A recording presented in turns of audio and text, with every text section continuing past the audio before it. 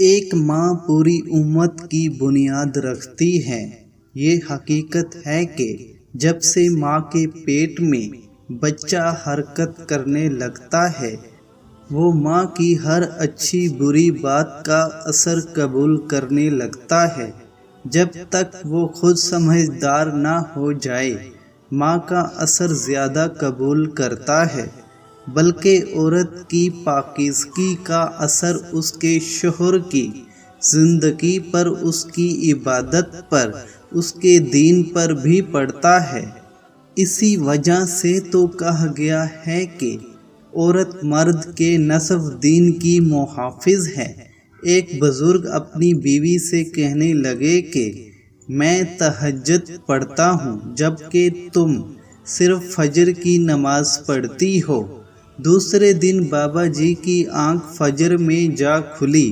بیوی کو کہنے لگے، معلوم نہیں کیا ہوا، پہلے تو آسانی سے تہجد میں بیدار ہو جاتا تھا، آج فجر مشکل سے پڑھ پایا۔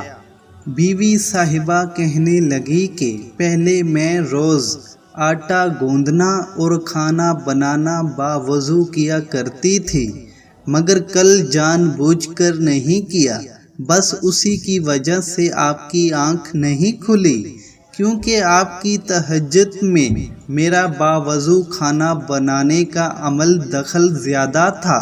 عورت کی دیانت داری اور علم دین بچوں میں خوب رنگ جماتا ہے۔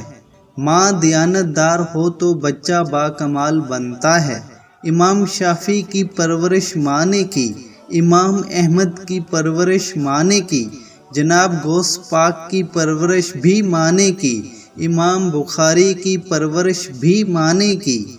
حفرہ بنت عبید وہ خوش نصیب صحابی ہیں جن کے 7 بیٹوں نے اسلام کی پہلی جنگ میں شرکت کی۔ اسی پاک ماں کے وہ 2 بہادر بیٹے جنہوں نے ابو جہل کو قتل کیا تھا۔ جب ماؤں نے بچوں کو دین کی گھوٹی پلائی، تب بچے مجاہدین پیدا ہوئے، تب بچے علماء کرام پیدا ہوئے۔ اب ماؤں نے دنیا پلا دی تو بچے اداکار و فنکار، گلوکار پیدا ہوتے ہیں۔